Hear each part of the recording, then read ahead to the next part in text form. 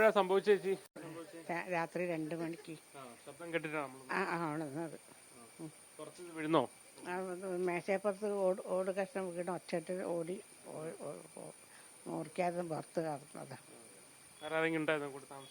മോനുണ്ട്, മോനെ. ഭർത്താവ് മരിച്ചത് 2 കൊല്ലം കഴിഞ്ഞു. ഏറെക്കുറെ അത് കംപ്ലീറ്റ് പൊളിഞ്ഞ അവസ്ഥയാണല്ലേ? ഇതിനിപ്പോ മാറ്റുക മാത്രമല്ല, അത് വീണ്ടും കെട്ടേണ്ടി വരും. കോഴിക്കോട് വെള്ളിപ്പറമ്പ് ശ്രീമതി എന്ന് പറയുന്ന ആളുടെ വീട്ടിന്റെ മുകളിലേക്ക് മരം വീണിട്ടുണ്ട്. നമ്മളിപ്പോൾ കാണാം, ഈ ഓടിട്ട വീടാണ്. വീടിന്റെ മുകളിലേക്ക് ഈ മരം വീണത് കാണാം. പ്ലാവാണ്, ചെറിയ പ്ലാവാണ്. വീണ് കാരണം അതിന്റെ ഒരു വശത്തെ ഓട് പൂർണ്ണമായി തന്നെ തകർന്നു. ഇതിന്റെ അതായത് കിടക്കുന്ന മുറി, ബെഡ്റൂമിന്റെ ഭാഗത്തു കൂടിയുള്ളതാണ്. ആ ഭാഗത്തേക്കും ചില്ല വീണിട്ടുണ്ട്.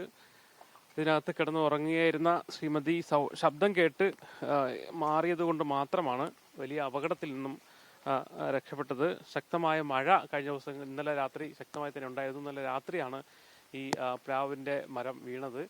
അതിന്റെ 2 ചില്ലകൾ ആണ്, വലിയ 2 ചില്ലകൾ 2 ഭാഗത്തേക്ക് വീഴുന്നതാണ്. 2 ഭാഗത്തെയും ഓടുകൾ പൊട്ടുകയും അകത്തേക്ക് പിന്നെ തടികൾ തന്നെ പൂർണ്ണമായി തകരുകയും ചെയ്തിട്ടുണ്ട്. നമുക്കറിയാം, വളരെ ഒരു ചെറിയ വീടാണ്, ഓടിട്ട വീടാണ്.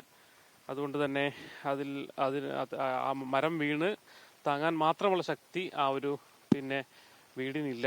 അതുകൊണ്ട് തന്നെ അതിൻ്റെ 2 മുറികൾ, പ്രധാനപ്പെട്ട ഒരു ബെഡ്റൂമും അതോടൊപ്പം തന്നെ അതിൻ്റെ മറ്റൊരു മുറിയും, ഇറാൻ വരുന്ന മുറി കൂടി അത് തകർന്നിട്ടുണ്ട്. നമുക്ക് ആ വീടിനകത്തൂടെ നമുക്കത് എങ്ങനെയാണെന്ന് നോക്കാം. ഓടുകൾ പൂർണ്ണമായി തന്നെ ഏറെക്കുറെ പകുതി ഓടുകളും പൊട്ടി വീഴ്ന്നിട്ടുണ്ട്. വീടിനകത്ത്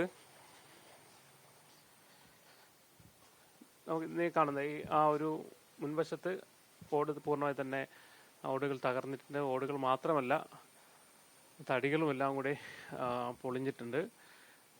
അകത്ത് ബെഡ്റൂമിൽ ഇവിടെയാണ് ഇവിടുത്തെ ഗ്രഹനാഥ കിടന്നിരുന്നത്.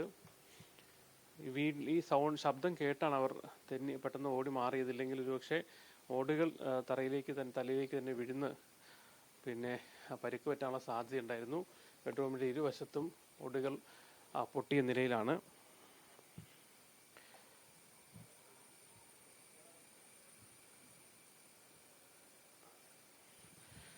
ഇത് എപ്പോഴാ സംഭവിച്ചത് ചേച്ചി?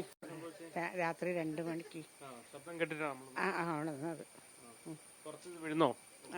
മേശപ്പുറത്ത് ഓട് കഷ്ണം വീണ് ഒച്ചയിട്ട് ഓടി മുറിക്കാതെ പുറത്ത് കടന്നതാ. മോനുണ്ട്, മോനെ. ഭർത്താവ് മരിച്ചത് 2 കൊല്ലം കഴിഞ്ഞു. ഏറെക്കുറെ അത് കംപ്ലീറ്റ് പൊളിഞ്ഞ അവസ്ഥയാണല്ലേ? ഇതിനിപ്പോ മാറ്റുക മാത്രമല്ല, അത് വീണ്ടും കെട്ടേണ്ടി വരും.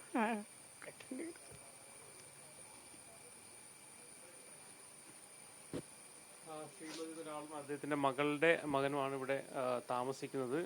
നമുക്കറിയാം, ഒരു വളരെ ചെറിയൊരു വീടാണ്, പഴകിയ വീടാണ്. ഇനി അത് മാറ്റുക എന്ന് മാത്രമല്ല, ആ ഭാഗം മുഴുവൻ ഓട് മാത്രമല്ല, തടി കൂടെ ഇട്ടാൽ മാത്രമേ എന്തായാലും അത് ശരിയാവുകയുള്ളൂ, വീട്ടിൽ താമസിക്കാൻ കഴിയുള്ളൂ. എന്നാലും വില്ലേജ് അധികൃതരെയും മറ്റുമൊക്കെ അറിയിച്ചിട്ടുണ്ടെന്നാണ് മനസ്സിലാക്കാൻ കഴിയുന്നത്. അവർ വരുന്ന മുറയ്ക്ക് മാത്രമേ ഇത് പൊളിച്ചു മാറ്റാനും അതോടൊപ്പം തന്നെ നഷ്ടപരിഹാരം നൽകേണ്ടിയും വരും. എന്തായാലും ശ്രീമതിയുടെ വീട്ടിൽ പെട്ടെന്ന് ശബ്ദം കേട്ട ആൾക്കാർ മാറിയതിനാൽ വലിയ അപകടം ഒഴിവായെന്ന് പറയാം.